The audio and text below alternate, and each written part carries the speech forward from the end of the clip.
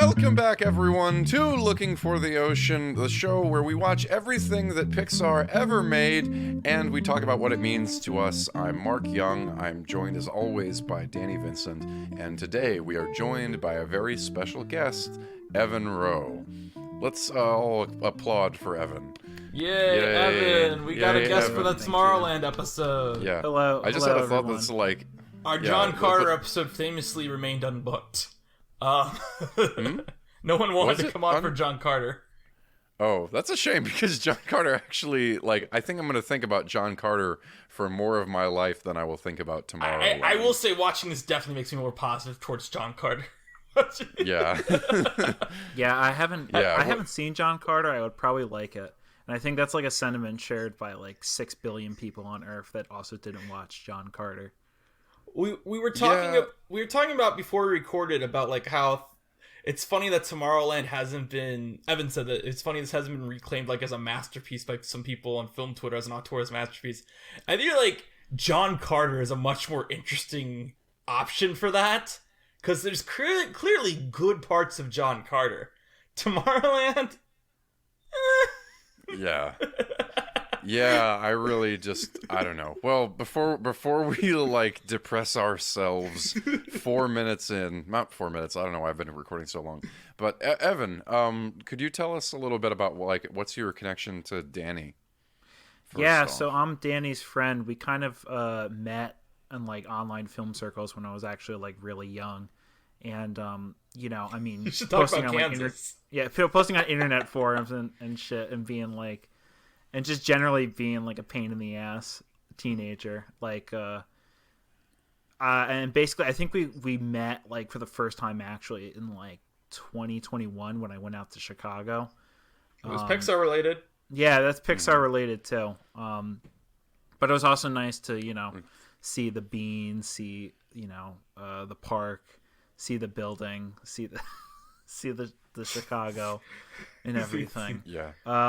But also, I've kind of always been pretty interested in film. I would say I was interested in Pixar more as a kid than I am now, but it does give me a good opportunity to talk about one of my probably one of my favorite animation directors, Brad Bird, and also talk about his very terrible movie. Yeah. Why is he one of your favorites? I feel like he's just... I don't know. I mean, I feel like probably Danny will have something to say about it, but I feel like he's one of the Pixar directors that really feels like he has an actual distinct style to his filmography, and specifically his fascination with 50s space age retrofuturism and these pulp comics. I mean, and also specifically too because I feel like The Incredibles is just it's amazing that movie exists the way it does, and that it came out in 2004 like that. I mean, I feel like it's mature in a way that I feel like when people talk about animated cinema, when they say oh, this is a mature movie or something, this is actually a movie that adults can get something out of too. It's I feel like that's more true of The Incredibles than it is out of 95% of the movies that people animated movies that people talk about. I mean, it is from an animation perspective, how Bird plays with light and shadow, from having a literal marital argument for 2 minutes and just halfway through the film's runtime, from a writing standpoint, from an animation standpoint, from a sound design standpoint as well, just all these different things. I mean, I feel like Brad Bird really kind of elevated that genre, and specifically the superhero genre, and also elevated computer animation to a whole new level. Would you say The Incredibles is cinema? I would say it's cinema. Yeah, I would say absolutely. Animation is cinema. Animation is not a genre for kids. It's a medium. Okay, does your top 10 of the year include animation? What? Does your top 10 of 2023 include an animated movie? I have to get back to you on that. Well, if it doesn't, get out. I'll figure it out. I'll throw a bone for I don't know. Ninja Turtles. What's that? Ninja Turtles on there. What's that Illumination that's coming out in a few weeks? Oh, Migration. Yeah. How about that? We'll do that.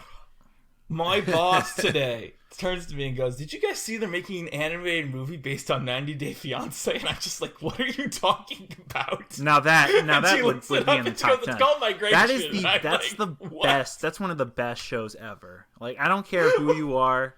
That's one of the best shows ever.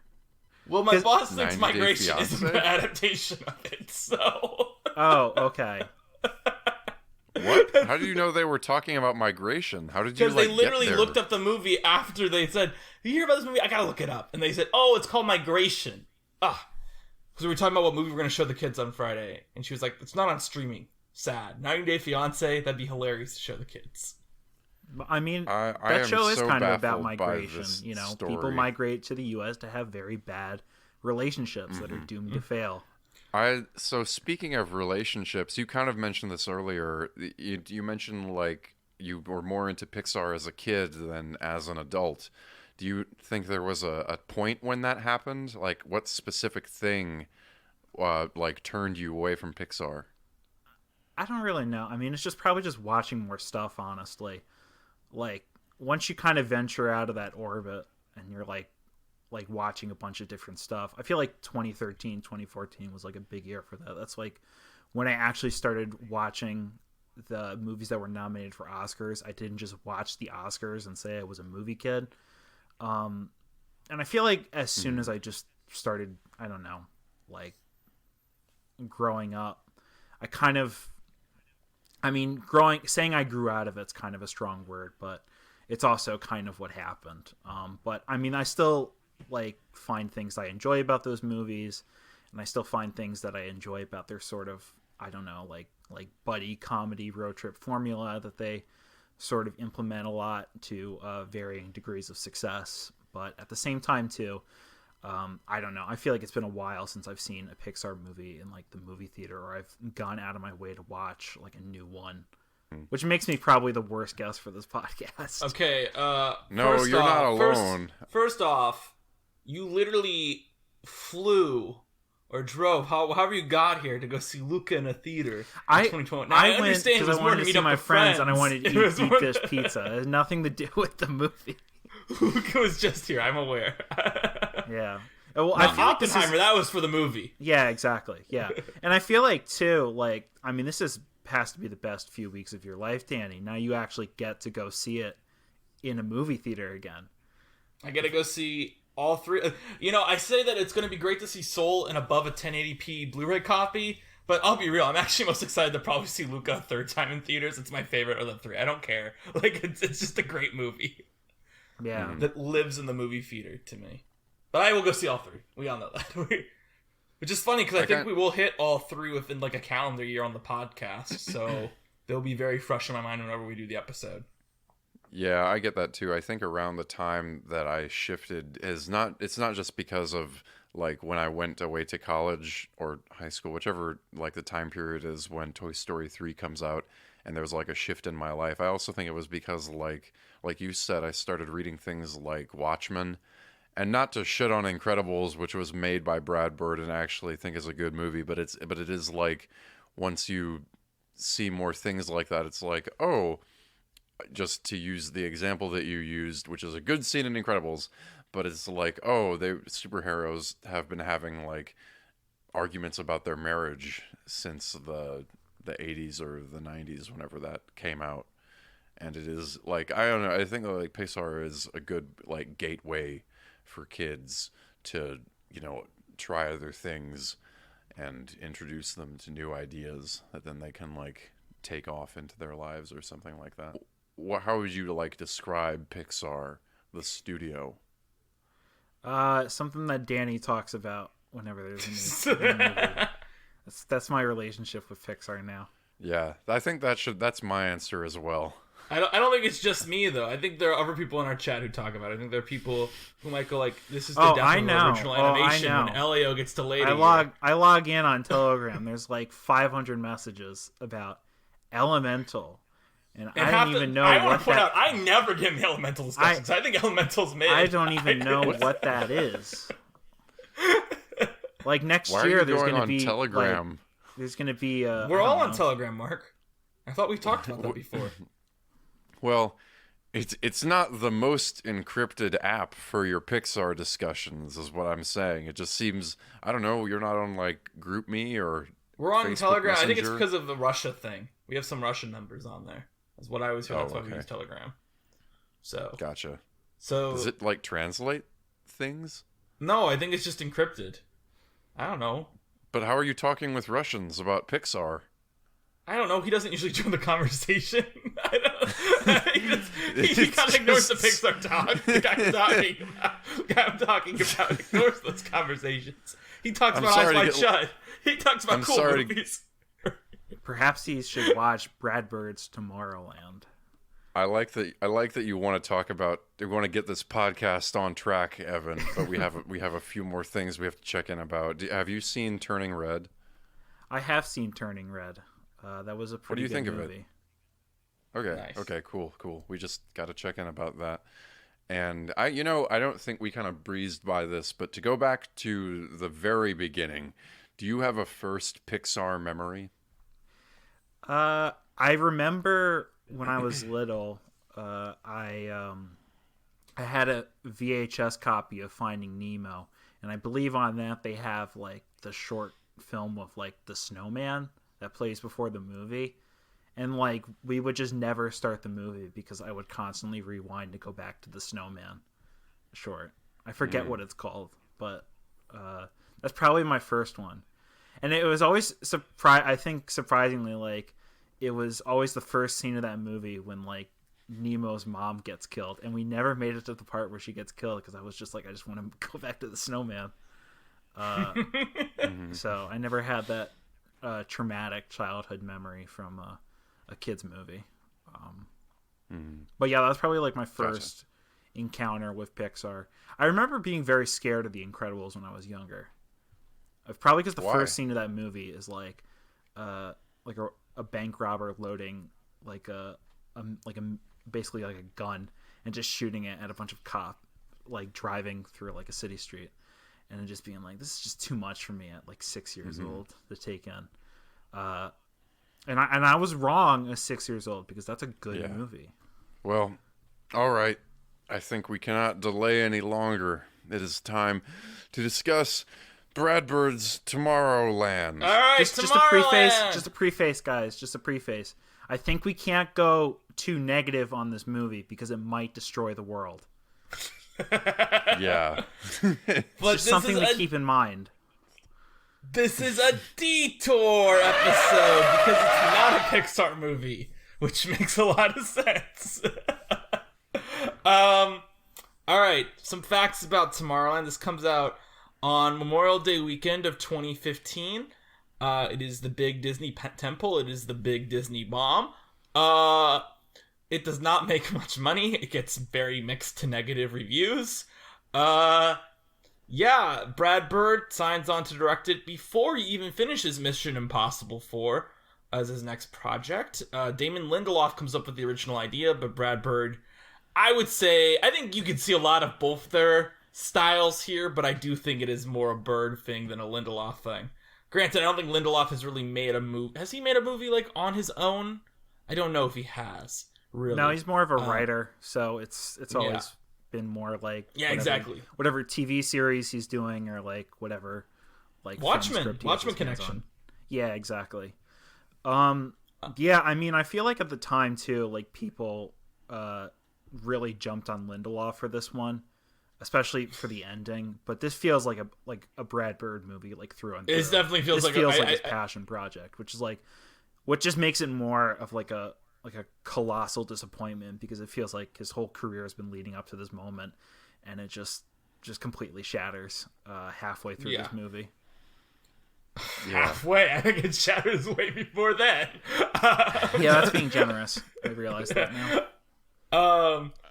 Yeah, it is funny watching this and having done this whole podcast. Danny's, and I mean, a bunch of people talk about Brad Bird as an auteur, We kind of talked about this a little bit before we got on air, but like people talk about Brad Bird is an auteur all the time, and you're kind of like, well, I don't know. I guess you can kind of see it in The Incredibles or Ratatouille, and it's like, oh, we can talk about the themes, and then you get to this, and it's like, holy shit!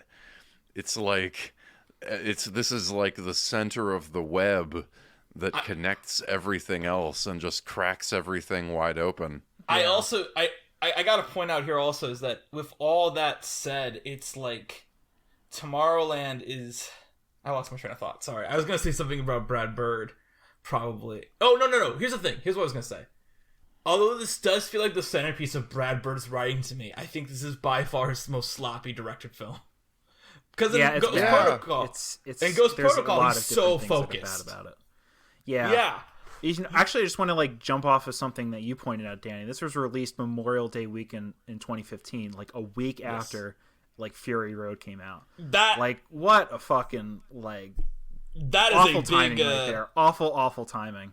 Like that is a sorry, go on. Yeah, you have like this like just mind bender of a movie that just rips everybody's face off, and yeah, it's like a dystopian, like exactly. It's the thematic counterpoint to this film. It's the thematic counterpoint to this movie, and it's like at that time, you know, it's the best thing anybody has ever seen, or at least seen in like a long time.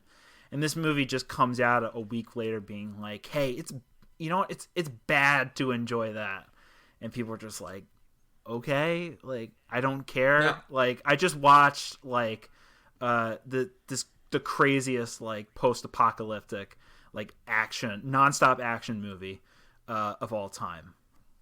No, well, I know this being all about optimism, I think that this is far more depressing than Fury Road. Fury Road is about people triumphing over adversity, and Danny's Can making we hand slow gestures. down for a second? Because I want to do this whole Fury Road description, but I want to build up to it in a way. Sorry. The reason I say this, no, it's okay.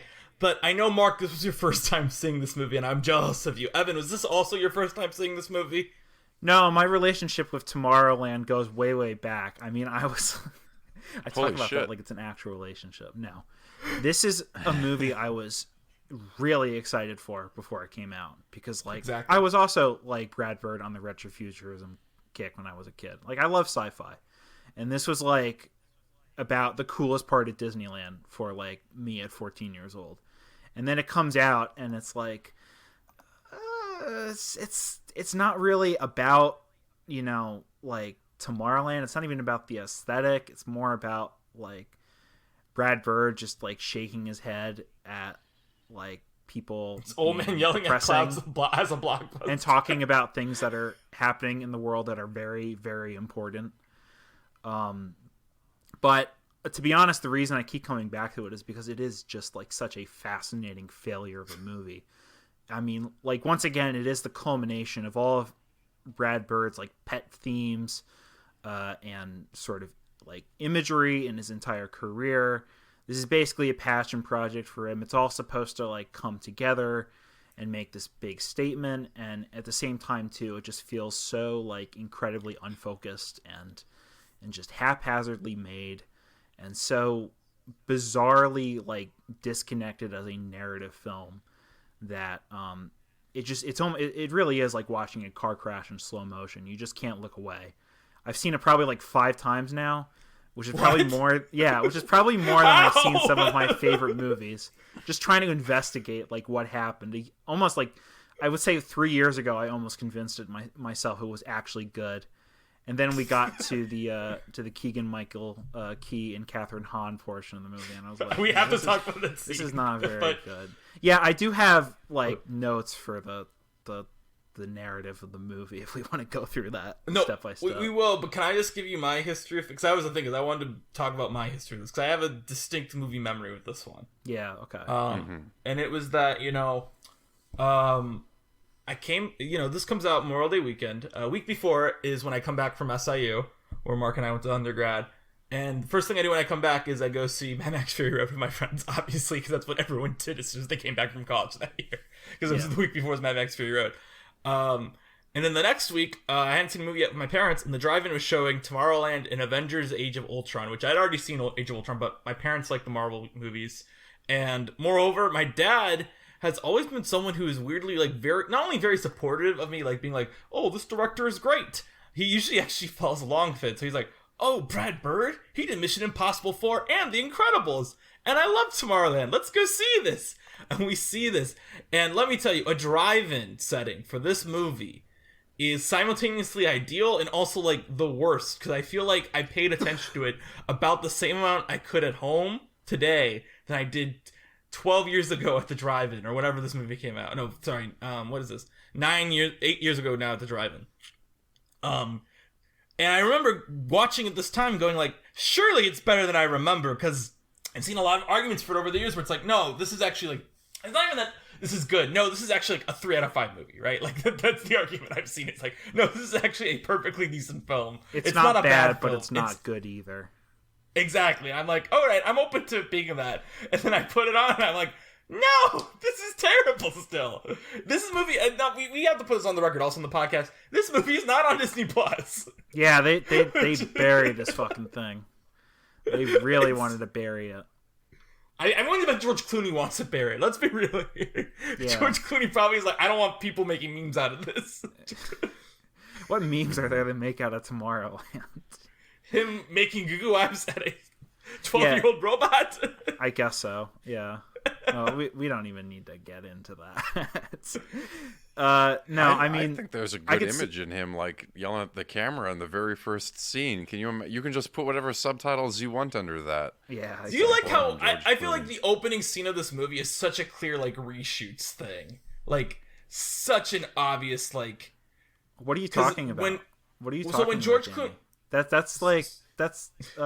absolutely was not a studio note.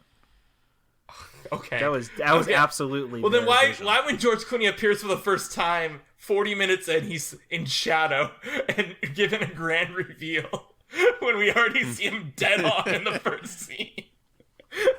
Yeah. Like, I know you're being sarcastic, but I just have to say for the listeners what exactly happens in that, because he's hidden.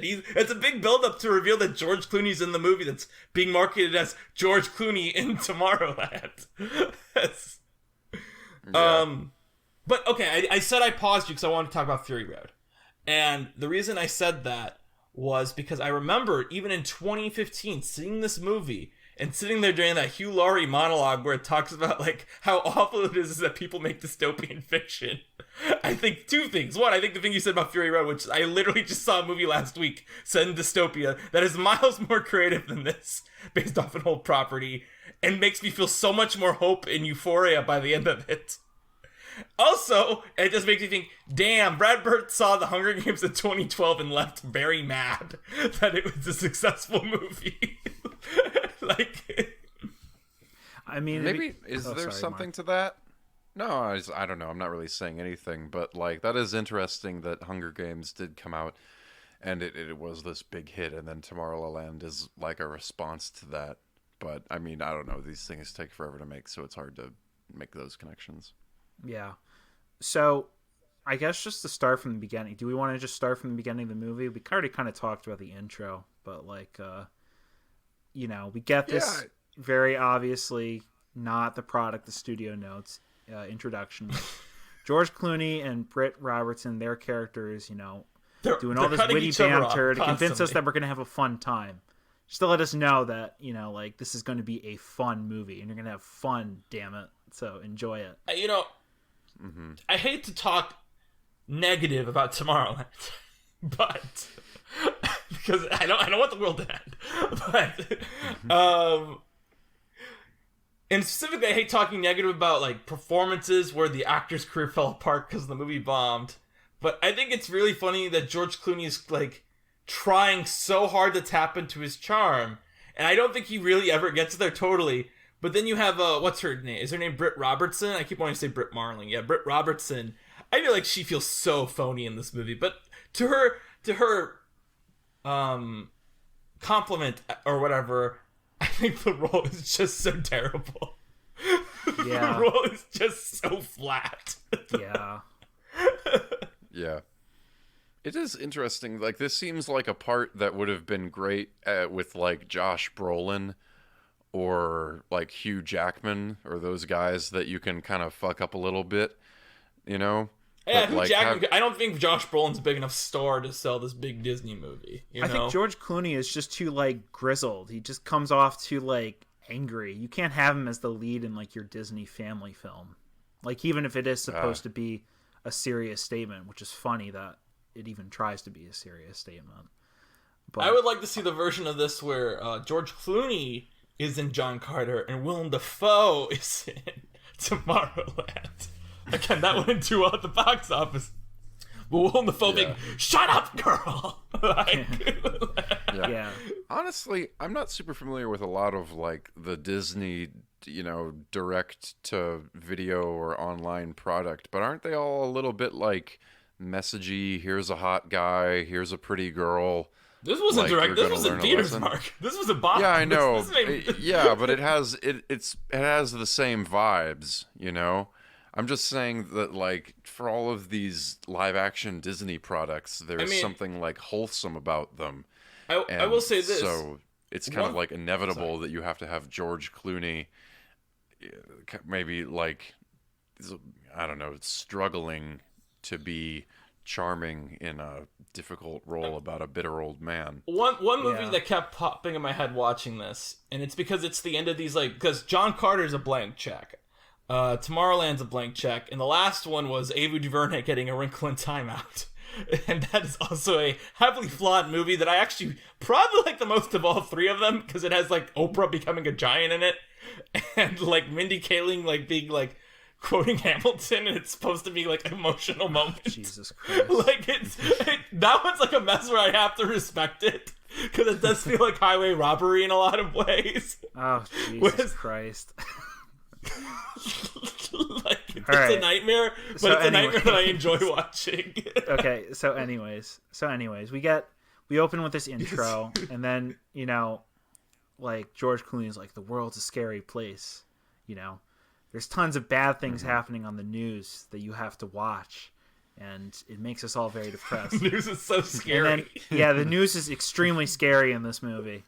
And then the news is the bad guy. Yeah, the news is the bad guy. Wolf Blitzer, like, it's on site. Hugh Laurie plays the news. Yeah, exactly. His name should have been Government the News. And exactly. And then and Britt Robertson's like, no, it's not, old man. Stop being such an old man, And why don't you segue into a really good flashback scene? And George Clooney's like, all right, then I will. So. And then Judy Greer appears. And we have the no, not yet. We have the 1964 New York World's Fair, which is the real opening to this movie. And I actually think this is, like, probably the best part of the movie, or as good as it will get. I think it's, like, probably the closest that Brad Bird comes to sort of fusing his sort of retrofuturism tics and an actual, and channeling that into, like, an actual I don't know, sense of wonder and intrigue that doesn't feel, like, super hokey or, like, not genuine. I don't know. You guys, if you guys want to, like, go off on specific segment. I mean, I don't know. I kind of felt like it was a little bit like I've seen a lot of this before, and maybe it works better than. I mean, this definitely works better than the Brit character. Who knows what the fuck her name was? Casey Newton. Newton. Did anyone else here get confused by George Clooney's character as being Frank Walker? Because I kept thinking of Frank Welker, like the famous voice actor. And knowing that Brad Bird is an animation guy, like, why would you name your main character Frank Walker when Frank Welker is a very, like, prolific voice actor? Well, I'm willing to bet is probably in the additional voices of this film. I don't know. I can't fact check that, but feels like he would be. Yeah. Well, you know what? Now that I'm thinking about it, I swear to God, I watched this movie and I really tried to pay attention, and I'm like unsure when certain things happened. Like, you're telling me that that Casey is there to reassure him, and I'm like, didn't that happen like it 30 minutes 20 times in this movie? To be clear. Yeah, well, but, I'm like, what the hell? All right, yeah, let me help you. Let me help you, Mark. Let me help you, Mark. So this the opening prologue. We see young George Clooney. He's at the 1964 World's Fair. They're playing There's a Great Big Beautiful Tomorrow. Like, it's all classic, like, sort of 50s, 60s nostalgia. Like, when people thought the future was going to be better and we were going to have jetpacks. And that's exactly what he brings to Hugh Laurie, who I guess is like a judge for new inventions.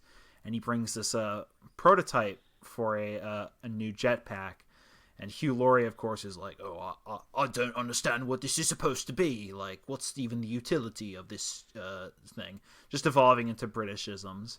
And, young George Clooney is like, well, I don't like Hugh Laurie when he doesn't have facial hair. Yeah. Can I have that on the record? He needed to have facial hair. Yeah, Dr. House. He needs to have facial hair. Or otherwise, I don't know it's him, and I get scared. I get scared very easily. It's how I thought he was the news. Okay. Yeah, exactly. So, I think if I remember correctly, young George Clooney says, the reason I built it and the reason that its actual purpose is because if I saw someone flying around with a jetpack, I might be inspired to do something better. And this is the first time out of 100 times that Brad Bird and Damon Lindelof tell us the theme of the movie outright. To which this young British girl played by Rafie Cassidy, is that how you say her name? Yeah. She went on to be playing young Natalie Portman in Vox Lux. Oh yeah, which that is a movie good performance. Look, I don't think the movie's good, but I think it's a good performance in that movie. Okay, yeah. That's how I'll put it. I'm just saying because I don't think anyone in this movie is good. Yeah. So I'm saying that this child actor does have another good performance out there. So don't think I hate this child actor. Much like the little brother is the little kid from Looper. Oh, jeez, I don't even remember. Oh my god. That's another thing too. Young George Clooney and Britt Robertson's younger brother look way too similar in this movie. It's extremely confusing. But y'all are forgetting the biggest casting jump scare confusion. Judy Greer. Not Judy Greer. Judy Greer is in this movie for 1 second. It doesn't make any sense. Y'all don't even know what I'm talking about because you don't watch one of the best television shows of all time. I'm talking about the jump scare of young George Clooney's father being Frank Sabatka from The Wire season 2, played by Chris Bauer. Yet. I wish. Oh my god, unchanged from his character that he plays in that. I'm looking this up now. Tomorrowland for this actor. Yeah. You're right. Yep, he's in the Tomorrowland wiki. Of course there is. There's always a wiki for everything we talk about on this show. So this little British girl is like, this kid, he might not have a jetpack that works, but he has sort of a heart that does. The passion and the interest in creating a better future that is needed in Tomorrowland, the alternate dimension. It feels like it's never really explained well in the movie. They do say it's an alternate dimension though when they take the rocket from Paris. Yeah, exactly. It's this sort of space that exists outside of our space and time, where essentially the greatest minds and inventors can gather and essentially create a better society for tomorrow. And so she gives him a pin, and he goes into It's a Small World, and ends up taking this, I don't know, like, it's almost like a little subway car that just warps in and out of time into Tomorrowland. Where his jetpack, gets fixed, starts working, and then it's this wondrous, great scene of him flying around. Oh, it's like so whimsical and positive and optimistic. He doesn't fix it himself. A robot fixes it for him. So I don't give a shit. True. He didn't do anything. He didn't. Yeah, he didn't work for it. He just showed up. Exactly. But I guess the reason I like the robots. Yeah. What? Oh, I don't know. I think the robots are well directed. I think that action is very. actually... I think they're very poorly rendered. They looked very fake well. to me. They're a little cartoony, but like I just think that the way he uses the weight of the characters, and I think that like violence in this movie has a real impact. Well, actually, not when they're fighting the French guys later I don't know. on. I like when the robots kill the cops. That's pretty fun. I do like the cartoon the violence robots in kill this the movie. cops? We could probably get into that later. But I guess just one last thing to say about this segment for me. I don't know if you guys have like any more thoughts on it. Like, I do kind of like it because I feel like it's what this movie really should have been, and it's like feels like the movie that they were trying to make, where it's all these sort of callbacks to like, you know, the space age era and like all that imagery fused with something a little more futuristic, sort of bringing back that old imagery and stuff. But I mean, this is like, you know, it peaks like 15 minutes in, and then it just I gotta be real. I just think this kind of becomes this thing where it's like, in 2015 I probably didn't care about it in this way. This is why I think the movie's worse. But now I see this whole thing that begins with like, wow, look at the World's Fair where we're playing Disney songs, and he gets to ride It's a Small World to go to a magical land where it's the future that Walt Disney helped found himself. And I'm just like, this is awful. I hate it's a bit this. of This is very Disney adult. It's almost like a preview of like their sort of corporate like self-massaging that they would. And it's Disney weird would because end up you'd doing think for the Brad next Bird would decade. know not to do it. Yeah. You know? I feel like he just loves it though. I mean, he loves that sort of I don't know, like he just loves Disney, which, you know, he's probably wrong, but you know, I feel like that's where like that the actual optimism passion of really Walt comes Disney. through. And like he sees himself as being a kind of Walt Disney guy, and that he's like an innovator in the same way that Walt was. Yeah. And they identify for those reasons. Exactly. This He's a reminds me of Disney a fan adult. fiction I read once about Butch Hartman. Butch Hartman. What? This reminds me of a fan fiction I read once as a child. Oh about my Butch god. Hartman. All right. So anyways, moving Were on. you going to like go on with that? Okay. Yeah. Anyway, so then after It's that great goes to read into fan space. fictions about real people, guys. Yeah. So after that, we get an introduction to Britt Robertson's character, Casey Newton, most memorable character in Brad Bird's entire filmography. Judy Greer appears in this movie for like a minute, off camera mostly. And they never explain. You think it's gonna be something where it's like my mom died and it's gonna be backstory? Yeah. No, it just she's never just happens. never involved. She's just. Oh, Yeah. that's what I remember. She died. I was like, who is No, this? she did. Well, the movie doesn't tell you what happened. They don't say she died. I don't think they say she died. Well, she's not around. I don't know. She Yeah, went she to that. just She went to that disappeared. place where all Disney, like all the Disney widowed. What's like the name? Is there a name? You know how in television shows you have like one single parent. What's the name of the dead spouse? Is there like, this is just a trope, but I wish they had a fun I'm sure there's name. a TV I don't know. tropes page for it. Yeah, well, I don't know. I wanted to have a fun name. Anyway, she goes away to the negative space. Before we break down the rest of the movie, can we just talk very briefly about the overall pacing of this film? Glacial. Because nothing happens There isn't a better word to describe it, Mark. Nothing happens. Yeah. Nothing happens for the first hour until about 10 minutes after she meets George Clooney. Because even when she meets George Clooney, nothing is happening. And then they suddenly and this is me jumping ahead definitely, but they suddenly decide, oh yeah, there's a rocket in Paris we can just take. There's no conflict in getting the rocket. They just go to it, which takes another 20 minutes of nothing really happening. It's just them walking through hallways for 20 minutes. And finally, I check my timer. It's like, you are 90 minutes into the 2-hour movie, and things are finally starting to happen. But even then, it's just people talking. Yeah. This movie has nothing going on in it for the entire runtime.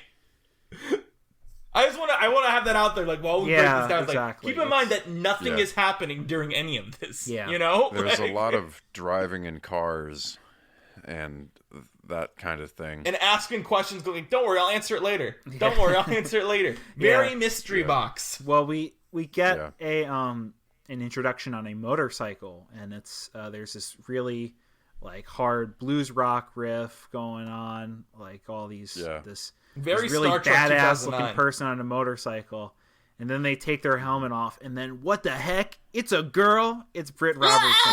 And you're supposed to be shocked by that. And I was just shaking my head, just being like, Brad, you know better than that. Like, I mean, I was a little shocked because I really thought that it was like the evolution of George Clooney's character, and I the time jump kind of like Mark screamed. like Mark was like, what the fuck is going on? yeah. But, I do think this is very actually you've both seen Star Trek 2009. I feel like this is very much it's a girl on a motorcycle going up to look at a spaceship. It's literally the opening of Star Trek 2009 with it Chris feels Pine and very Kirk. like it's trying to be sort of like that It's got like Michael J.J. Giacchino Abrams sort of doing like the B-side. revisionist take on everything.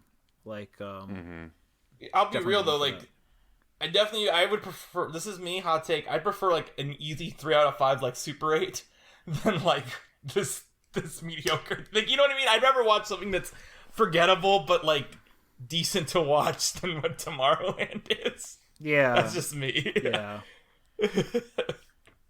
Yeah, I don't know. You know, I like that we're talking about the plot. I'm I'm like distracted because my initial experience with this movie, of course, happened yesterday.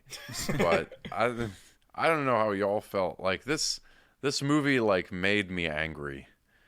You know? Like angry that you wasted your time on it. Well, but I'm used to that. We watched Strange Magic. Point. Yeah. Yeah, I mean, no, That's true. This really is like the complete Pixar collection. Like you guys go to like every like Wait till we have to watch Rock Dog. oh my god. What the fuck is that? Yeah. Don't look it up, Mark. You get to quit the podcast. It's like a Sisyphean task. You're just gonna keep rolling the boulder up the hill and you're never gonna reach the top. It's just been awful lately. I don't know what the fuck's going on. Like, this is why we need to watch The Boy and the Heron. Just so Hey, we after How break, like also we're gonna finally hit like. I know you don't like Inside Out, but Inside Out is such like a step up from what we've been watching recently. It really is. Well, I don't know. I'm not going to comment on it now, but my memory of Inside Out is that it is like this movie. It's very, it's like oversimplified. It at least has everything. jokes. It at least has jokes. Actually, this has one joke in it that I liked, which is kind of probably like a hack joke, but it's at the very end when she's like, "Oh, I'm in like this emotionless robot and I'm dying," spoilers or whatever, but she's like, "And do you want to know why I never laughed at you, George Clooney?" And he's like, "Why?" And she's like, "Because you're not funny." And I think that's a pretty good joke for a robot to tell. I like but the one thought I had joke wise during this was more because I have a running joke with my girlfriend about people getting hit in cars in movies. And when the girl got hit by a car in the movie, first I immediately texted her about it. But then also I was like, this would be like great for like if this was on Disney Plus, for that Disney Plus no context Twitter account to just tweet like this girl getting hit by a car. And just cut it with her like flying out of frame. Guys, we're talking about the ending of Tomorrowland. We haven't even we don't even know why Britt Robertson we don't is know on how to it. get there. I just had to experience this in order once. No, it's okay. I'm Just not the viewers trying to don't know. run away. They need to understand why. They So, don't know. They don't first know. off- All right, so car time. Britt's on a Britt's on a motorcycle. She's on a motorcycle. She wants and- to save Cape She's on a Canaveral motorcycle. from being exactly. torn down. She wants the rockets to go into space, and right now they're taking down the platform where they launch the rockets. Because first thing we really learned about her character is that she believes in the better future, and she wants the She's rockets. generic. What? She's so generic. She's just Yeah, generic. I know, exactly. Let's Let's actually talk about Britt Robertson's Why the the casting fuck choice of is- Britt Robertson in this movie. Like, she was 25 when she made this. This is like the worst character for a 25-year-old actress to play. Like, I honestly just feel bad for her. Let's be real. Yeah. I just feel really bad. Like, for I don't have an this opinion on woman. Britt Robertson I don't know any other Britt Robertson movies. Like, but I mean, She's she's got a basically show, I playing think- like a preteen in this. She's got a show, I believe. Yeah, she was on. Wasn't she on the OA? No, maybe. God, I don't even remember. That's like a Netflix thing, right? No, she's not. She's not on the OA. I don't know what she's in. I don't know what happened to her career. Probably this movie. Yeah, That's that's so funny. probably it. Look, on the voodoo movie art, she looks like George Clooney's younger movie wife, and that's what I thought going in. and no, That's she's part like of what I thought 15 years going- old canonically in this movie. Yeah. Well, that's part of what the surprise was, and part of my confusion about the time jump when she takes off her helmet is I was like, holy shit, did George Clooney, like, ditch this robot girl for his cool wife? But no, his wife... Yeah. I would Yeah. say No, this about she's 15, and she's, like, the daughter of another guy. the you know? Brit. I'll say this about this introduction sequence. There's this one montage in it that I think is so funny. That's her just in school going through every class and like it's the news is attacking her. Okay, it's like everything. It's Oh like God, yeah, economic we need to talk collapse. about that scene. That's like the most baffling scene in the movie for me, because I don't like- know whether he's trying to like look at this stuff from like a child's perspective, or if this is like how Brad Bird actually feels about like current events. Because we get all these like teachers, they're all like discussing things like how bad it is that nuclear weapons exist, how bad it is that like climate change The is ice happening, the polar ice caps. We get like the rise of authoritarianism, and then We get there's someone talking about reading 1984 and there's Brave New and there's World. old yeah exactly and there's Casey Noonan with her hand up in class just begging for her question to be asked, and then she asked her question and she's like, "Is there anything we're doing to fix it?" And It's and like, the teacher's just and you're completely supposed to baffled. He's like, sympathize with this. what do you mean? What? We're just supposed to be Is this negative. Is this why Mark texted me? This is God's not dead for atheists. I think this might have been the thing that triggered Yeah. that. It's Because it just- does feel very much like a professor. What about this? And the professor just goes, "What? Why are you questioning me?" Yeah, I mean, like, this is just, like, I feel like it's the problem in the movie, like, crystallized in, like, one scene, where it's, like, you have all these, like, legitimate problems that are preventing, like, probably the development of, like, a better future for humanity, like climate change, like the proliferation of nuclear weapons. And then it's, like, the sort of the immature Equating of response having to that read is 1984 well, in there's high just not school. enough ideas being like that people are coming up with to solve them, or that people just aren't being like optimistic about them enough, or believing that you can change something. Which, like, I mean, this is a children's movie. Like, this is trying to be like a children's fable, but at the same time too, it's trying to like seriously incorporate like these like real problems, and this is how it attacks them head on. As someone who always makes fun of the similar scene in Interstellar, I think Interstellar does so much better job. Oh my God, getting on Matthew McConaughey's side. Interstellar is I like just what see this this movie scene, wants to be. I just see her being like, and like this is supposed to be like, we're still in like getting yourself endeared to the protagonist, right? Mode. Yeah. I think we're only supposed to like her because she looked at the stars once with her dad and her mom as a kid. Because as soon as she's doing this, I just feel bad for the rest of her classmates. I feel bad for her teachers. I'm like, this kid is a brat, and like no one should be listening to her because she doesn't know anything. And like, no, this is supposed to endear us to her. This is supposed to make us be like, yeah, she's the plucky hero of this. No, I'm like these poor teachers having to deal with this every day because she probably asks this every day because she talks to her dad like this. Like, I'm just like, she's so insufferable. It's like, I'm an optimist. I'm like, no, you're not. You don't exist. I mean, yeah, no and one like you in real life. In like the previous scene before this, her little brother asks, like, why are they taking down like the space shuttle platform? And she's like, because people are afraid of ideas. I have it written down actually, because it's hard to have ideas and it's easy to give up. Which is, again, like, Interstellar does the same exact thing with Nolan's shitty dialogue, but, like, it makes so much more sense and, like, feels like actually, like I always make fun of the line in Interstellar where McConaughey goes like when the person's like, we need to get rid of those machines for more farming or something like that. Yeah. And McConaughey goes, you know, one of those machines is called an MRI. And if those were still around, my wife wouldn't have died of brain cancer. You motherfucker. And it's like the most Nolan exposition line ever, and I make fun of it. But also it works. Like, Yeah. it does the job more than any of the clunky dialogue in this movie. I'd rather have Nolan clunky dialogue than Brad Bird, Damon Lindelof clunky dialogue. Yeah. So on top of all this, oh, sorry, Mark. I was quiet there for a moment because I was looking up like the first known instance of the two wolves story. The two wolves in this Inside movie. of you, Oh my there God. are two wolves. A good movie and a bad movie. This movie fed the wrong wolf. Yeah. But the thing is that surprised me is on the Wikipedia page where I was gonna find the history is it uses the example from Tomorrowland as like the main example. Yeah. And I was like, surely this doesn't come from this movie. And it doesn't. It's older than that. But I wonder if this is the movie that put the joke into people's minds around 2015 and then people started making the memes about it.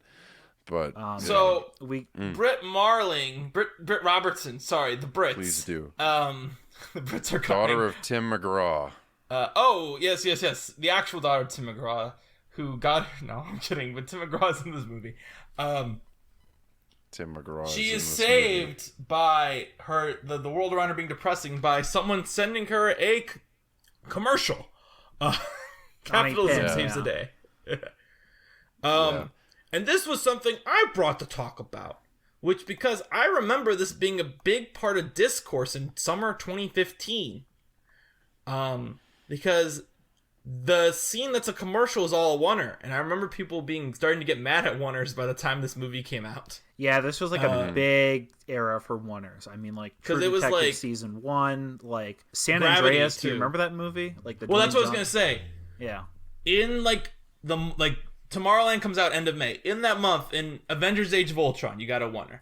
In San Andreas, you got a oneer. In the Poltergeist remake, you got a showy oneer. You get showy wonders in pretty much every movie this month besides Pitch Perfect 2 and Mad Max Fury Road, right? And none of them feel like they're motivated at all. And I don't think this one feels very motivated either, other than it's a commercial.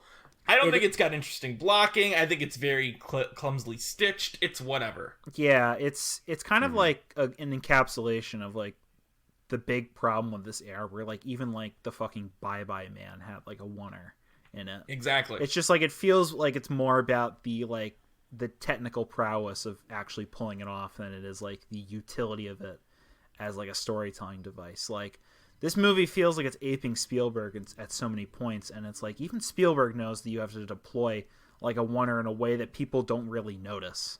And in this movie, it feels like it's intentionally made for you to notice, and because of that, it makes like what should be the centerpiece of the movie feel like really kind of like stilted and drawn out. And it's a shame too, because it's like I feel like this is like where Bird actually feels like he's like flexing his muscles and like trying to show you like, you know, really cool imagery, and it's all kind of dulled down by just being delivered to you in this sort of I don't know, boring long take. I mean, I'll be real. I think the whole movie looks boring. I was shocked when I saw in the credits Claudio Miranda shot this. The Top Gun guy? Top Gun guy, Life of Pi guy is who I'm more... Because, you know, this is more around Life of Pi, but yes, both guys. You know what I mean? Like, that's what he's doing at this time is he did Life... I think this was his follow-up to Life of Pi. Let me double-check that. But I really do think... Because Life of Pi was obviously a long project. No, he did Oblivion, and then he did Tomorrowland. And then since then, he's only really done Joseph Kosinski films. Yeah, a digital filmmaking wonderkind. Yeah. He did Curious Case of Benjamin Button. Yeah.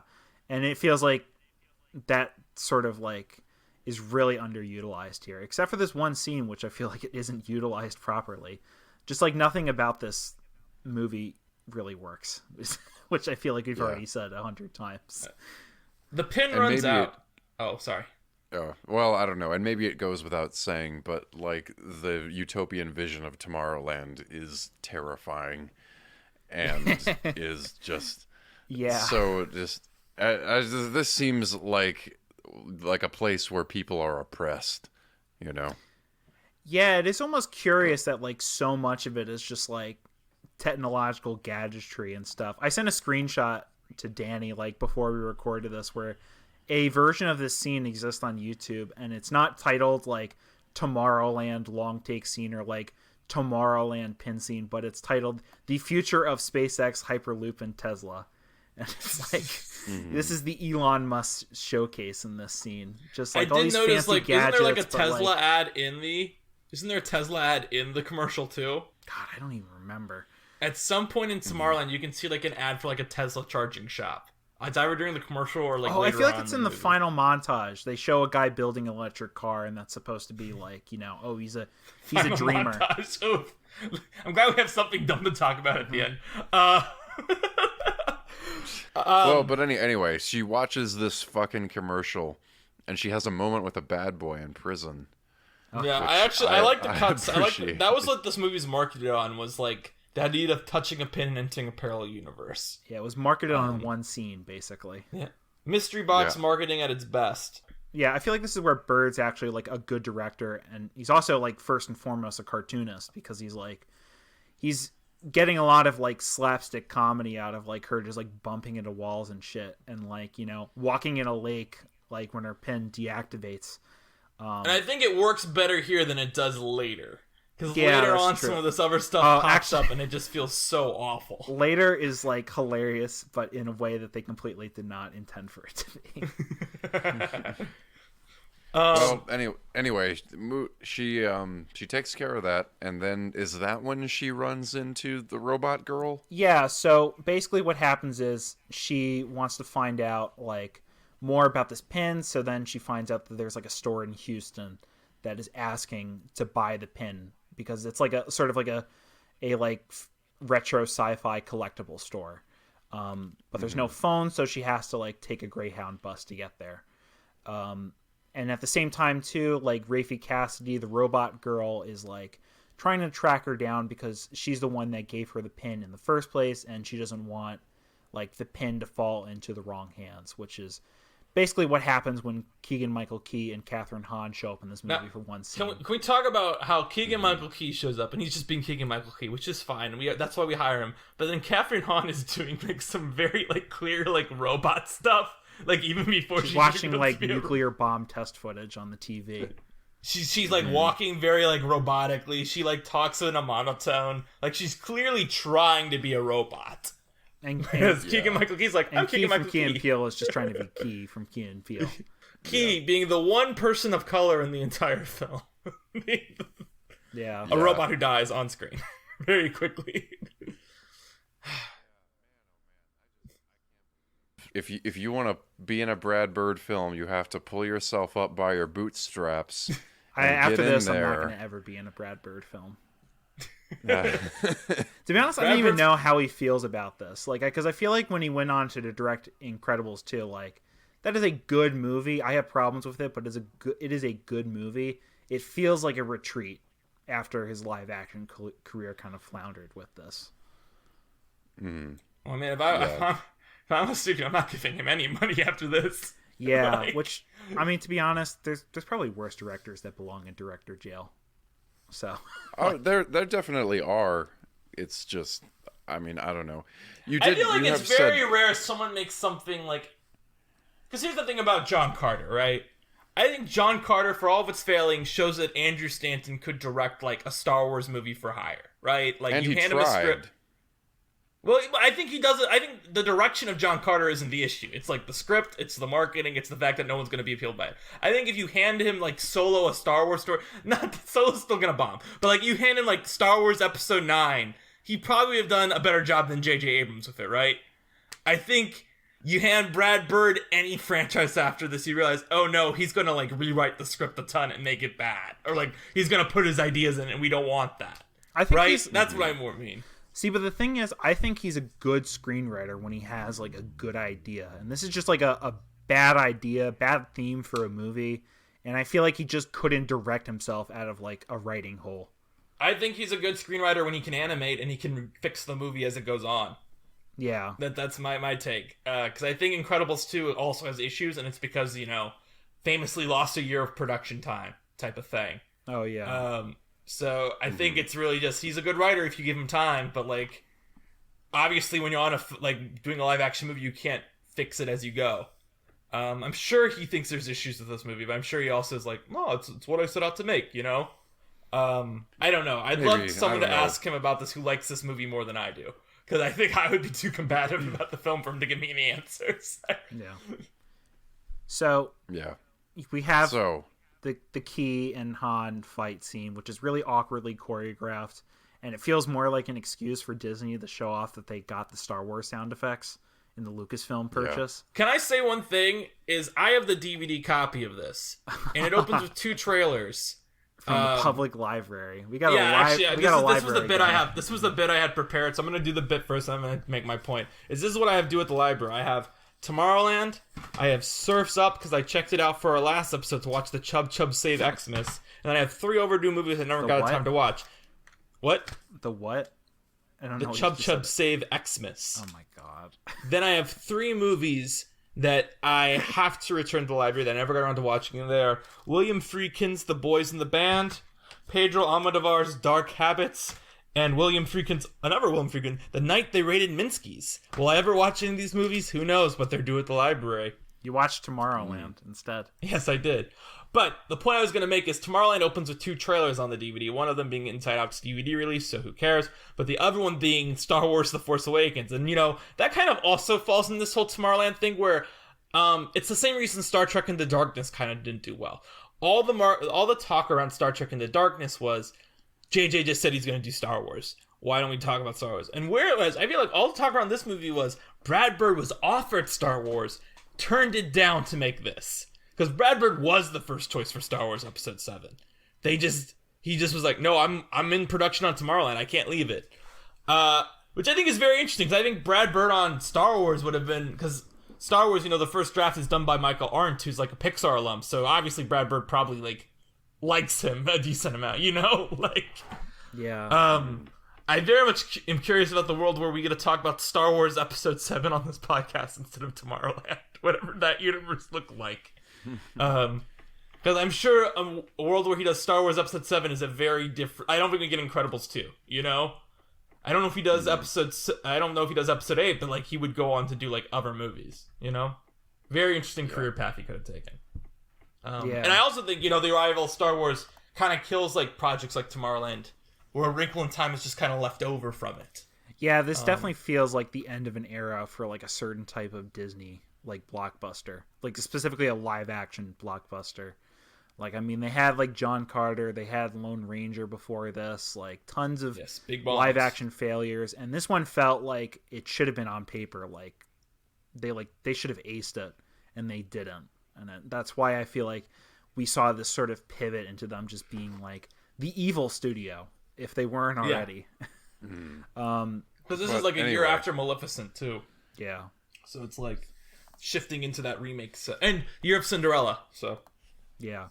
So they defeat Keegan-Michael Key and Catherine Hahn, and then they drive away from the comic shop, and then some more robots. This is an hour into the movie, by the way. Yeah, we get a lot of wacky robot hijinks, which is the more robot hijinks there are in this movie, you can see the movie just completely falling apart, just falling. Who's off the actor axis. who plays the main bad robot? God, I don't even know. It looks like a Disney Channel actor. He's solid in a lot, and you know what? Good for him. I'm sure he was directed that way. Yeah. The scene where he meets the cops is very vintage Bad Bird. That to me feels right out of The Incredibles. See, I feel like I kind of like some of the robot comedy in this because it feels like a distraction from how bad the movie is getting, in real time. You get that fucking awesome scene where Rafe Cassidy is running at super speed, jumps on the back of a pickup truck Terminator Terminator style.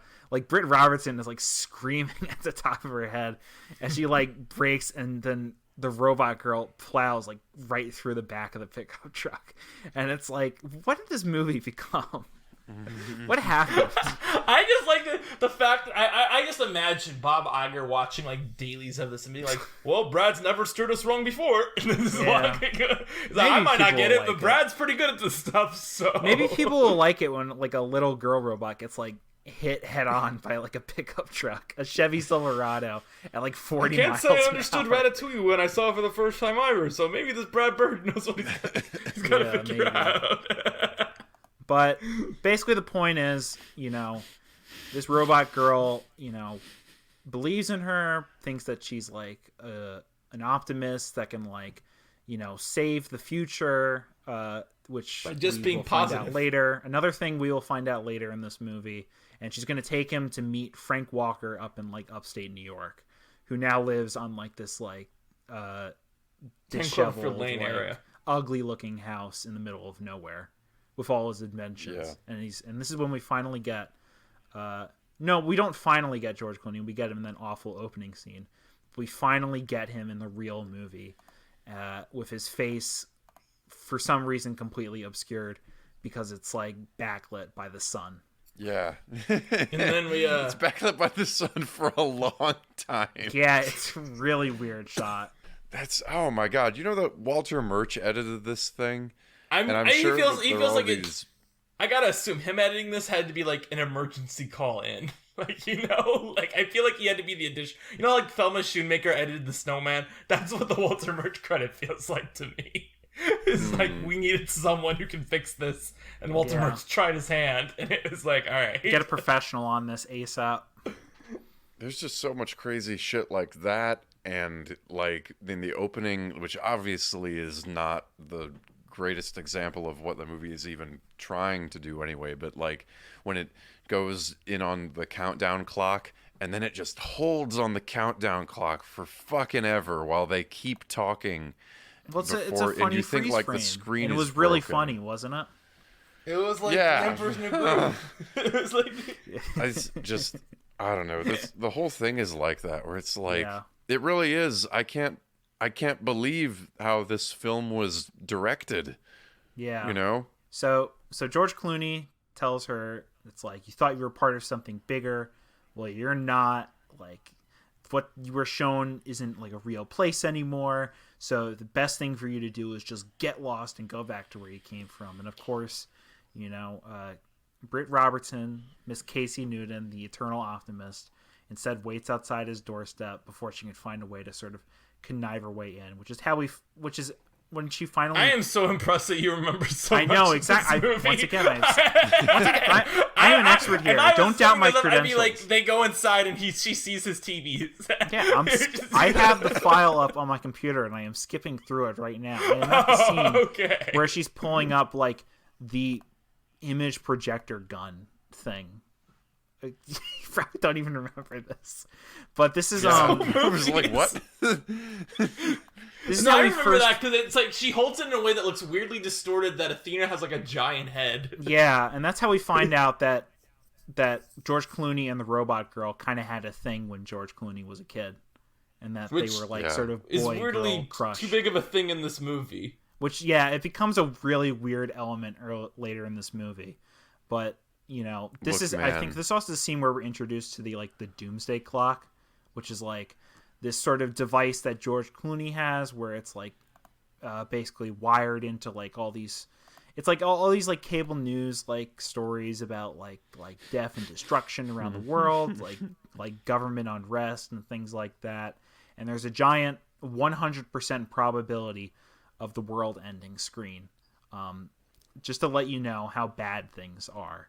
And how negative the world is. But don't worry. When Britt Robertson says, well, maybe we can change it. It goes down to like 99%. And then George Clooney's like, Nundy! Maybe? What do you mean? What do you say that again? keep saying that. Let's see if we can make it go lower. Yeah. I mean, see, here's the thing about like the doomsday clock stuff. Like, I kind of admire that this movie is willing to sort of to not be totally baked in literalism. Like when this movie, people talk about it, they're like, oh, this movie says the world is going to end in 60 days if people aren't positive enough. And it's like, I don't think that Brad Bird is being like a complete literalist about that. Like he's showing like nuclear bombings and like ice caps melting at like the exact time. I think he's trying to like place this movie within like the realm of metaphor. Like this is essentially a fable.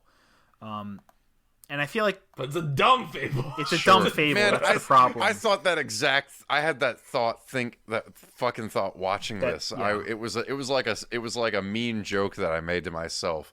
I was like, you know when like all the dialogue is like so fucking unnatural, none of the action fucking connects from one part to another. All the people look like you ordered like American Girl off of like generic superstore.com. Like, surely this film must be a fable.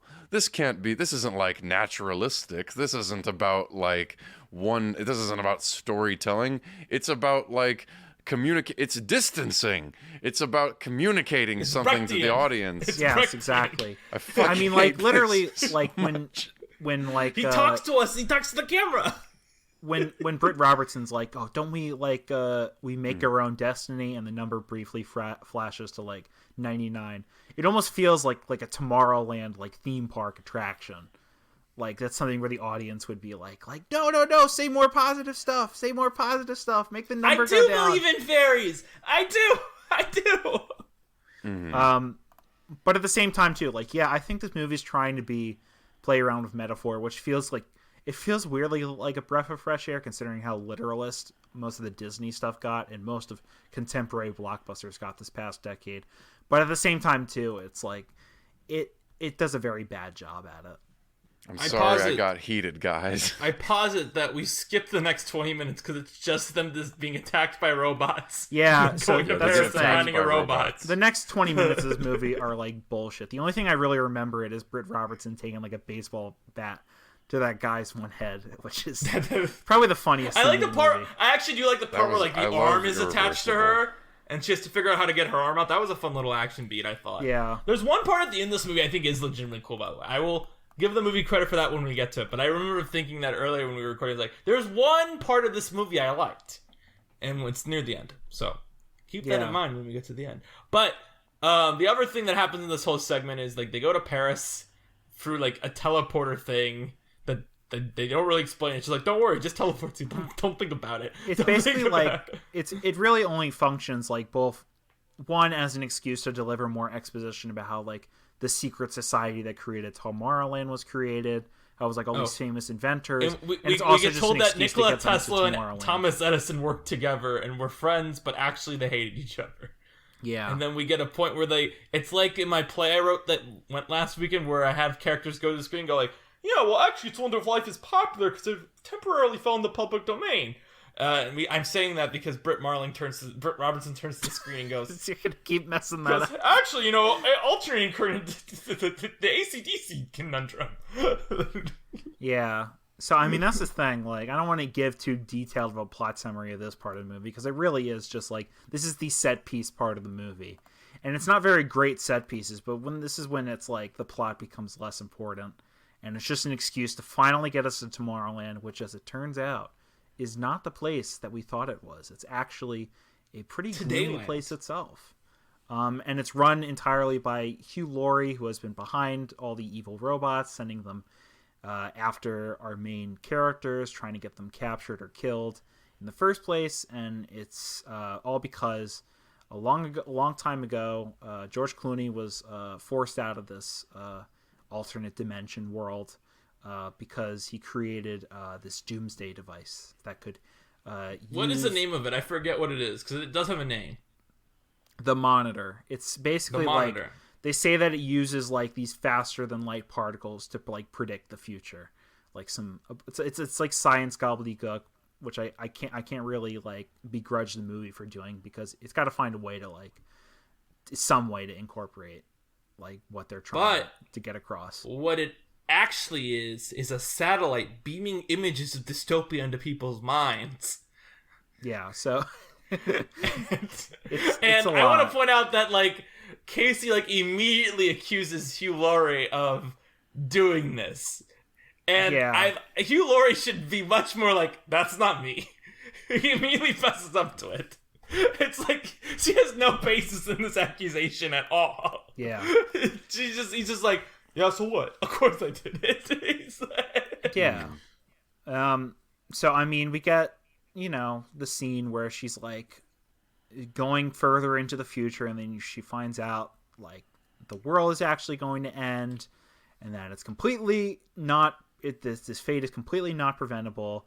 There's nothing that anybody can do to stop it, because that's just what's going to happen. Like, bombs are going to go off, like governments are going to fall apart, like the ice caps are going to melt, and there's nothing that can be done about it except Britt Robertson's like, but I refuse to accept that. And then suddenly the future changes for a little bit, and Hugh Laurie's like, No, I want the future to be bad. No, yeah. Get rid of this optimism. No. Yeah. No optimism for Earth. Oh, just for me. It's such a stupid optimism movie. Bad. It's such a stupid movie. But yeah, so then of course immediately throws the three of them into a cool set of a jail. Very cool jail set. So of course, I then love they an empty space. Just like put them in the volume. But it was before the volume existed, so it looks cool. So it doesn't look cool. They're in a fucking oval in the middle of fucking nowhere. Real. It's not the volume. It's probably like, shit, we got some leftover sets from Tron Legacy. Fuck, get rid of the neons. There were no sets on Tron Legacy. Come on, that was a CGI movie, you hack. I'm sorry. You hack. I assume Claudio Miranda kept some at his house. Okay. He keeps the light bites at his house. Jesus Christ. All right. So then, I mean, that's when they... Britt Robertson correctly deduces that this is not, in fact, a vision of the future of things to come, but is, in fact, a signal of bad futures being broadcast to the entire world for some way. I have no idea what. But essentially is creating a self-fulfilling prophecy. Yes, tachyon is the constantly used technobabble word. Yeah. Which essentially is a self-fulfilling prophecy that is convincing people that the world will end, but at the same time is just basically creating conditions for it to end. It doesn't really make any sense, which is why I'm like tripping over my words trying to. But then Hugh Laurie gives a monologue. Yeah, exactly. So they confront Hugh Laurie when they're about to be kicked out of Tomorrowland, and then suddenly Hugh Laurie just goes off about dystopian fiction in general, which is the biggest scene that I think that people criticized from this movie came out, being like, "What is this?" One of Brad Bird's most famous jokes in The Incredibles is "You sly dog, you caught me" monologue. Yeah. And what does this movie have?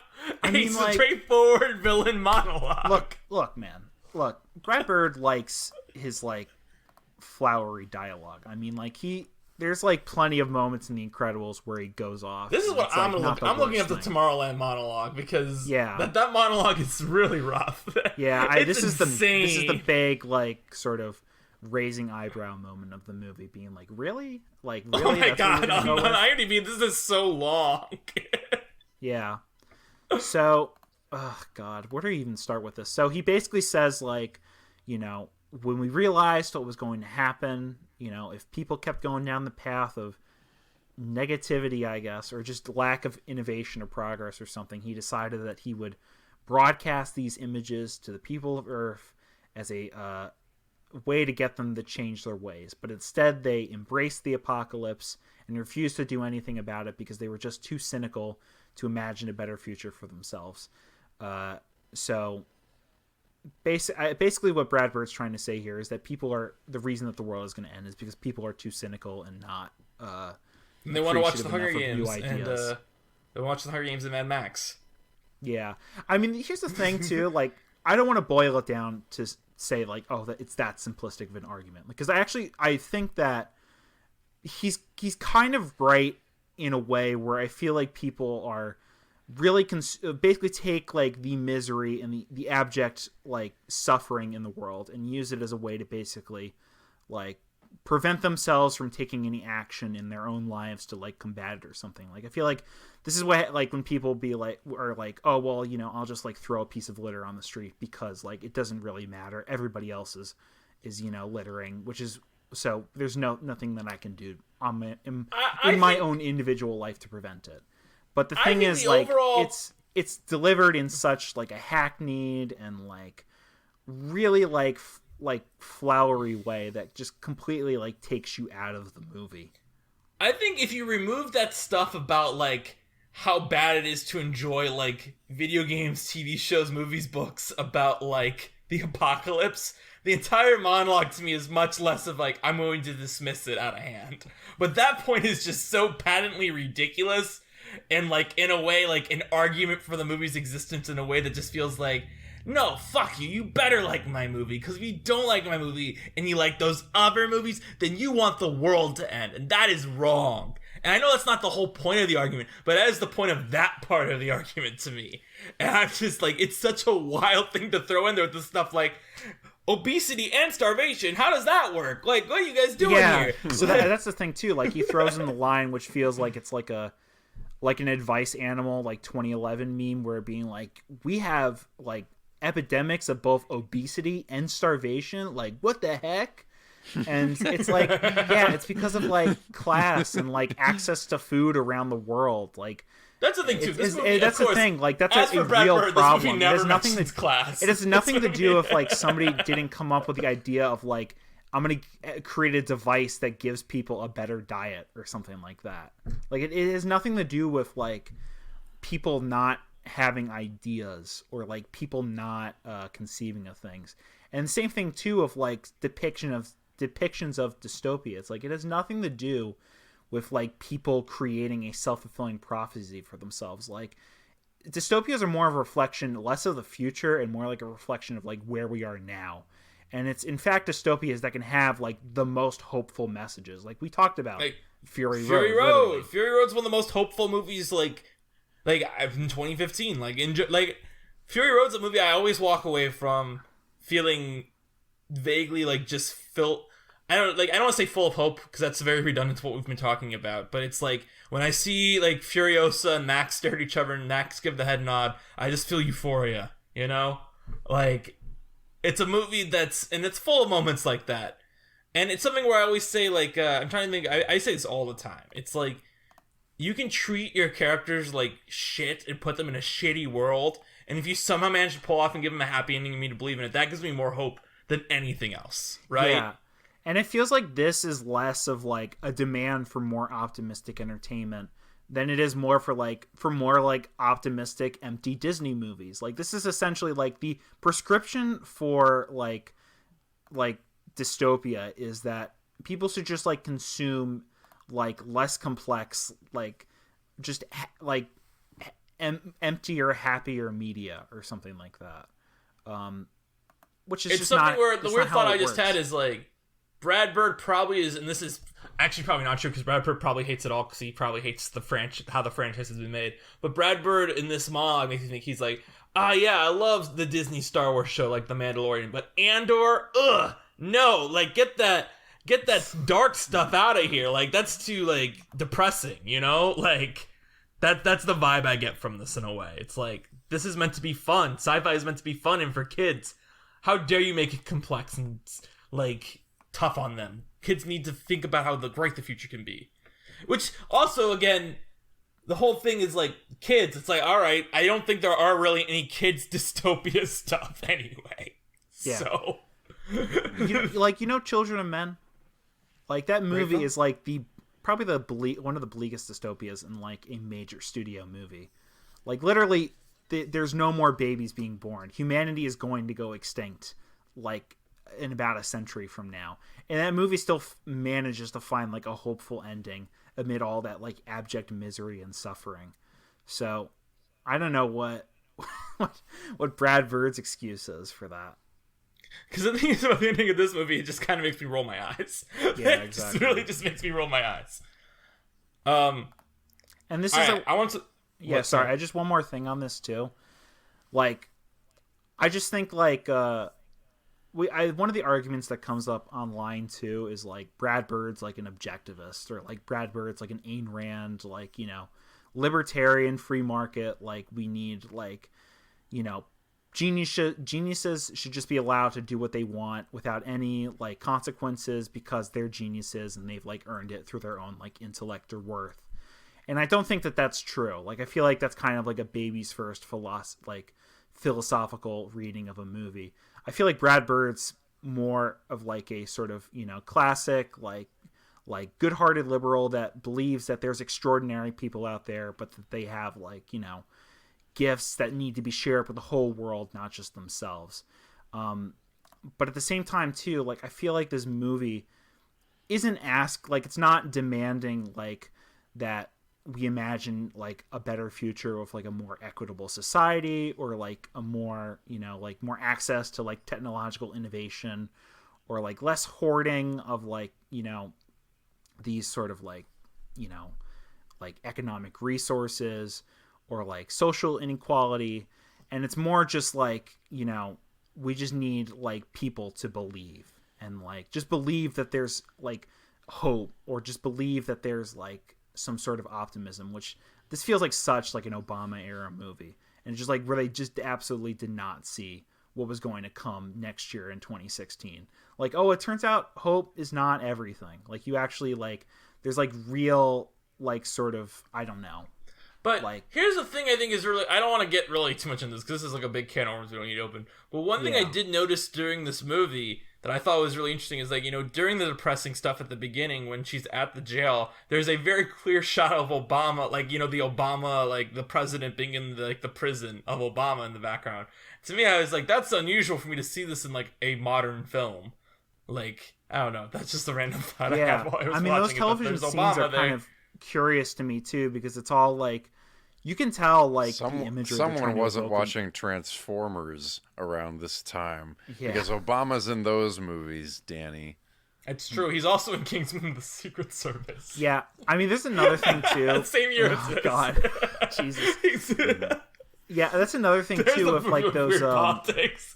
With those I want to say like those that newsreel footage. It's like it's all meant to sort of evoke like Arab Spring like imagery and like unrest in the Middle East, and I feel like it's, I don't, you know, I'm not really like a hashtag problematic kind of critic, but at the same time too, I look at stuff like that and I'm like, damn, Brad Bird just like really doesn't like witnessing like, you know, political unrest in like another part of the world that may be indirectly caused by like, you know, but hey, if we hope it away, if we dream it away, then that won't happen. Like that's to me like the really big issue with this movie, and it's like, I don't know, man. I don't know why you just don't lean into like the retro aesthetic more and just like lean into the stuff that like made your earlier projects interesting. Don't try to make like a political statement as simplistic as this, that it's all comes down to like hope and optimism, and that like, you know, if we just instill like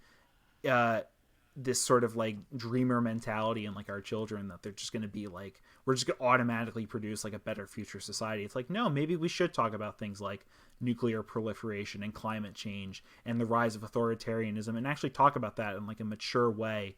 And then maybe you'll actually have like a better message for not just your movie, but for like the children that are watching it. I also think, to point out, I agree with all that. I think talking about the point of the movie should not also distract from the fact that I feel like even if a movie was this problematic, if it was entertaining, I might be able to forgive it.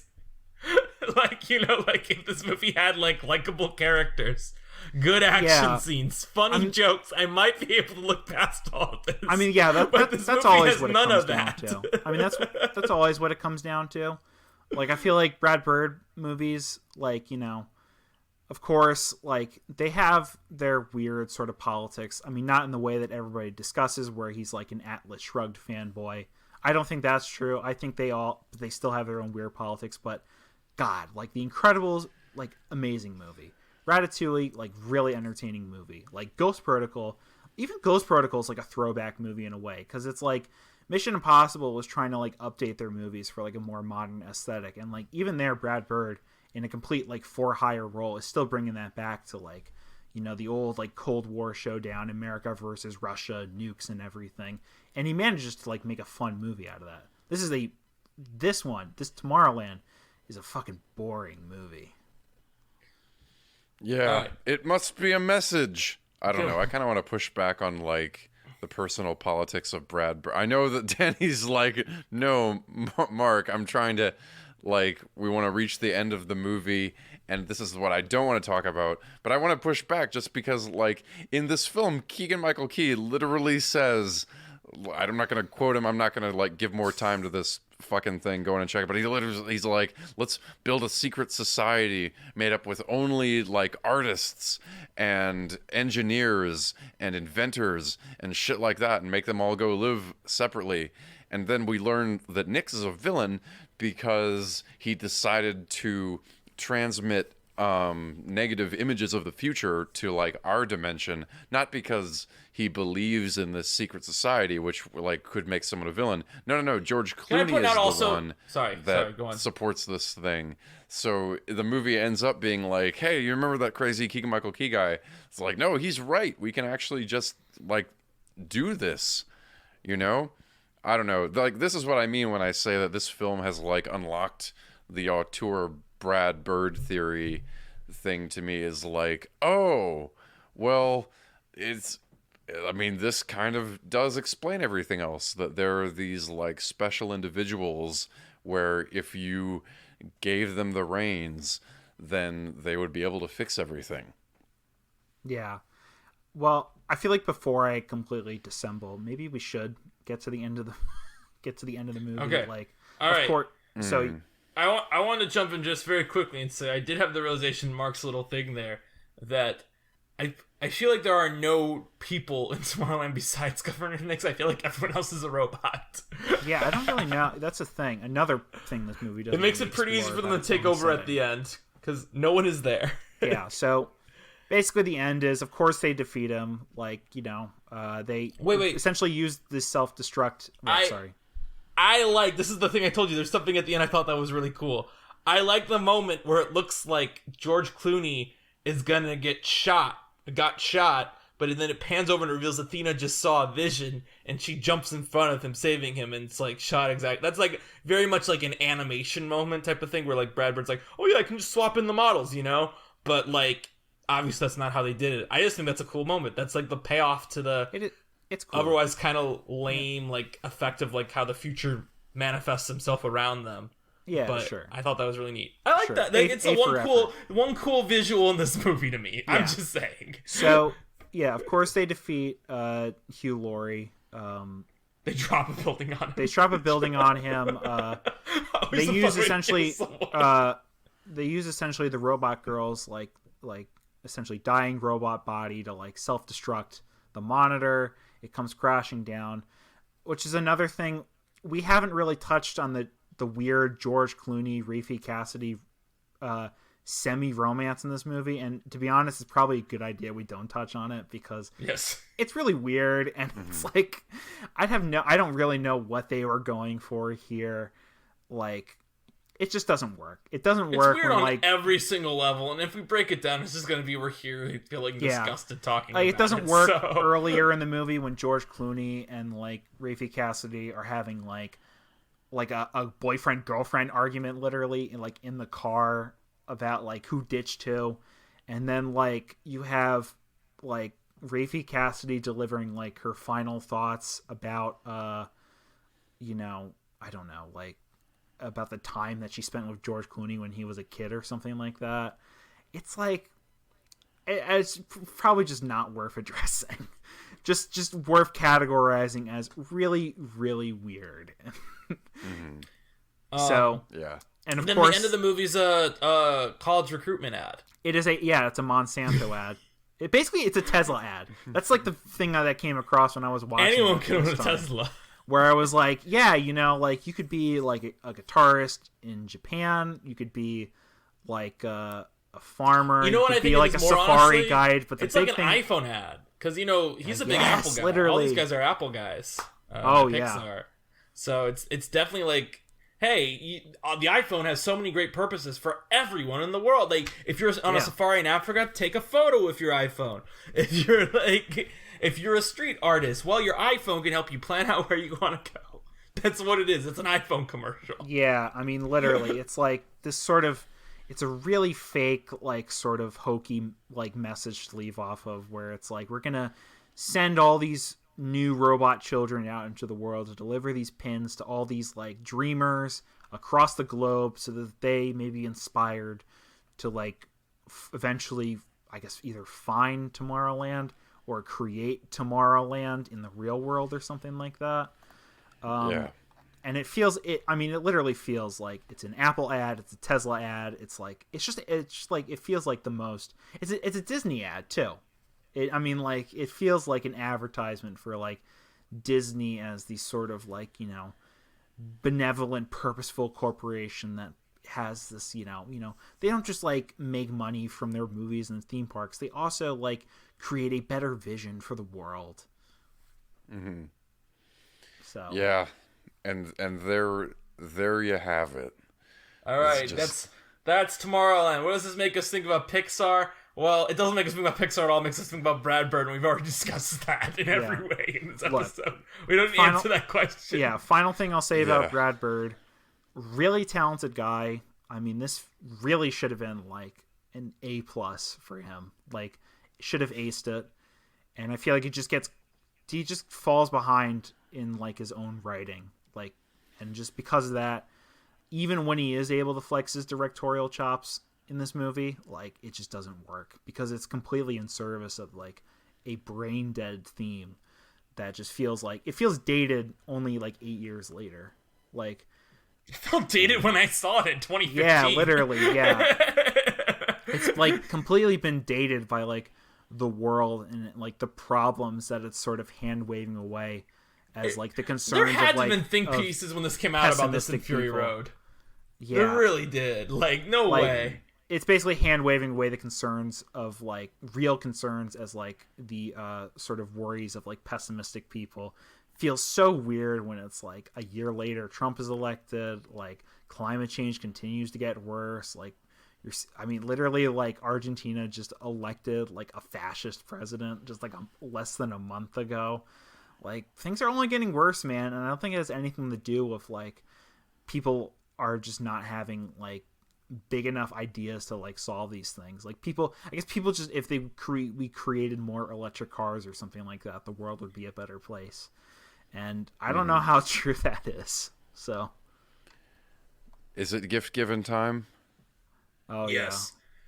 Yeah. All right. Lots of shows like to give films things. Sometimes you give them stars or thumb ratings. We here at Looking for the Ocean like to give the film, like, something you could actually give it, like an object, something you'd give as a gift. So each of us gets a chance to do this. I'm going to go first. You know what? I found this movie repulsive. This might be I don't know. I didn't feel this strongly even coming into this. But I've just gotten more and more mad at this movie, and I have to think to myself about, like, well, really, am I really understanding how transmitting a message works through film, you know? Am I to understand that through the actions of the protagonist, we're supposed to understand that those are the beliefs of the director? I don't know if that's not really true, but what else is this movie? Like, just garbage all around. You know what's not garbage, and you know what's not repulsive, is the integrity and the goodness of a man like Frank Sabatka, who was the treasurer of his local union, until he got involved with the wrong crowd, of course. But, like, we all know that, like, underneath all of that, Frank was a good guy. So I want to, like, forgo a gift this time and just use my time to support the re-election of Frank Sabatka for the treasurer of his local union, because I feel like he's going to do a really good job. All right, Evan, would you like to go next, or do you want me to go? You can go, Danny. All right, well, the movie's pretty bad. And, you know, I came up with an idea earlier in this podcast that I'm not going to give Brad Bird, because I don't think Brad Bird deserves it after making this. But, you know, I don't know. I'm not like angry at Brad Bird. Really, I want to stress that. Like, he's a human being like everybody else. I actually want to stress that I am mad at Brad Bird because here's why. Here's actually why. When this movie came out, everyone blamed Damon Lindelof for this being bad. I think everything wrong with this movie is because of Brad Bird. I don't think Damon Lindelof had shit to do with the script being bad. Yeah, at the very least, there is a shared responsibility with main credit going to Bird for this. Everyone wanted to blame Lindelof for this. Yeah. And I think this is... Yeah, mostly Bird's fault. Some Lindelof stuff, like the questions in it, you know, like the refusing to answer questions quickly. That's a very Lindelof thing, but like most of the stuff is Bird. And Dad, remember the story about the two wolves? Yeah, and when you said one of them, that's right. There are two wolves inside of you, and you know what happens? There's a wolf that means despair and one that means hope. And you know what happens? You got to do with those wolves. Feed one of them? Yeah. Well, no, he wouldn't say yeah. He would just like look off, and then like an alarm bell would sound off screen, and it's like you can fucking write this with your pants off. I'm fucking so angry. Anyway, but I did say that I made the comment that Brad Bird might have like directed Episode 9, right, or like Episode 7 of Star Wars, and I was thinking like, you know, I don't like The Rise of Skywalker. The Rise of Skywalker is probably a movie I hate more than this. So I would like to give this movie Babu Frick, the one character from Rise of Skywalker people inexplicably like. Because maybe, just maybe, if I could look at a cute little sidekick for 1 second in this movie, it might be just a little bit better. So I'll give Tomorrowland Babu Frick.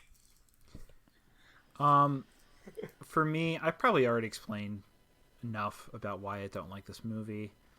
I probably explained enough about why I like Brad Bird in spite of it all. This is probably the longest episode ever put out of Tomorrowland. The longest analysis out. It's probably, you know, I've maybe I got too angry about it too, which, you know, maybe I should be more optimistic. I think I got too angry about it. Maybe I should be even optimistic about, you know, other people's failures. But in the end, I tried after so many years of watching this film so many times trying to find like something that I could, you know, like about it, or something that I could find in any way redeeming about it, to say that, you know, look, they gave it their all and it may not have been perfect, but in the end, it's a good movie. Unfortunately, we don't live in that alternate dimension. We live in the dimension where this is unfortunately both the culmination of so many of Brad Bird's pet interests, and at the same time too a colossal failure on his part, and probably the reason that he has not directed a live action film since it came out. So for my gift to Tomorrowland, I'm going to give it a special ray gun from the future so that they can disintegrate the script and start over again. For a second I thought you meant ray gun like the long in development Brad Bird project. Reagan, like the President Reagan. Reagan. Yeah, sorry. Holy shit! Yeah. No, that's a good point, because that's been a long gestating project of his. It might happen at like John Lasseter's new animation studio, and if John Lasseter studio just lost their contract with Apple. Oh, so I think they're gonna lose a lot of money. Maybe it won't happen. But if you're willing to put aside like the moral dilemma of supporting like a John Lasseter project, and you are still interested in like Brad Bird returning back to this sort of retrofuturistic aesthetic, like, I don't know, maybe there's like something to be excited about there. In part because maybe it's not going to be like a dumb message movie like this one was. Maybe it'll be like, you know, I don't know, maybe it'll be more of like what he was trying to get at here.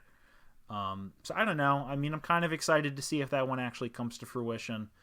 But for right now, all we really have is this, and this just isn't it. So, you know, it's a wrap. One thing you said it's a wrap, and I mean, like, one thing I forgot to mention, just because it's going to be a very quick mention. We usually talk about the score here. It's just so forgettable, even for Giacchino. I don't know what, he usually brings his A game with Bird. There's nothing here. That's all. Well, Evan, thank you for being on with us Evan, today. thank you. You really were. You were like one of the most professional like guests that we've had, and I mean we've had like a lot of good guests, and you're one of them. And I'm just wanted to say that like you really came in with some great thoughts, and I really appreciate you for bringing that in here. Yeah, thank you. That's an extremely high compliment for me. Yeah.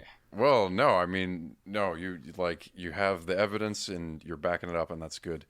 That's true. I'm putting this movie on trial. Is what we're doing. The Trial of the Tomorrowland. Yeah. Written and directed by Aaron Sorkin. Do you yeah, sometimes we have people who like have a social presence that they want to build. Do you want people to find you on social media for any reason or not? If you want to find me on social media, if you want to sort of support me in my future endeavors, you can also Venmo me at. I'm just kidding. Yeah. Bleep that out, please. Okay. No, but if you do actually want to support me, I have some of my student films still up on my YouTube channel. It's I got a couple like Cardinals, which is the last film I did before I graduated from college, or Noise, which was my sort of Ring ripoff horror Noise movie. is pretty good. Yeah, Danny's seen them, and they're not perfect, obviously. In fact, they're probably not very good in their own right, but just something to look out for, especially because they just got removed off of Letterboxd recently, and I need as much support as I can get. If you're out here, during awards season being like, I don't know, man, like I gotta watch Poor Things. I gotta watch Poor Things so bad, and it's like, no, Yorgos can wait. Please watch my films. They're probably not worth your time, but they were worth my time making them, and I'm sure that might get a little bit of something out of them. Maybe the charm of like watching like a student filmmaker work on like a no budget short film and try his best to make something out of it. Mm-hmm. But that's all I got. Well, thank you very much. Thanks, definitely Evan. Check that out. Danny, are we think we're gonna do the dub of The Boy and the Heron next time? I mean, you do not. Well, unless we're we just don't. Do the Boy and the Heron. Well, no, I'm just saying we're not labeling the episode the dub of The Boy and the Heron. We're just doing The Boy and the Heron. I think I'm probably gonna catch the dub. But well, that's fine. I'm just saying, we're not going to make a bad podcast. Maybe I'll watch both. We're not going to title the episode "The Dub of the Boy and the Heron." Is my point. We're going to call it "The Boy and the Heron." Okay, right? Okay. Yeah, and I think I can catch both. For our New Year's episode, we talked about Chicken Run 2, but no one knows Chicken Run 2 is out. No, we just don't do the holdovers. I know some of our friends were asking us to do the holdovers. I don't know what a Pixar podcast would the do. holdovers is nothing really to do with our podcast. That's so funny because I suggested the holdovers in the episode that we recorded yesterday, and Danny shot it down. Yeah. So we're not doing the holdovers. I pitched Wonka because Mark likes Paddington, and then Mark told me he actually doesn't. Well, let me rephrase. I like Paddington well enough. Love Paddington. What if we just watch? And then I just kind of was like, why don't we just do The Boy and the Heron? It's an animated movie. Actually, at some point when we run out of movies, I actually do think we might go back and do some dubs because a lot of the early, like the 2000s dubs, like Pete Docter directed a Ghibli dub, like John Lasseter directed a Ghibli dub, or Gary Rydstrom directed a Ghibli dub. So maybe when we run out of movies, we'll go back and do some Ghibli dubs. Who knows? That's still like a year away, but. We might as well just do like The Boy and the Heron because why not? Like it's a new Miyazaki. Well, we got to watch something that we're going to be excited about. It's been a rough few weeks. I'm excited about The Boy and the Heron. I love The Boy. I saw The Boy and the Heron in October. I will catch the dub this week, hopefully. Well, I wish you both the best on your future endeavors in your Pixar compendium.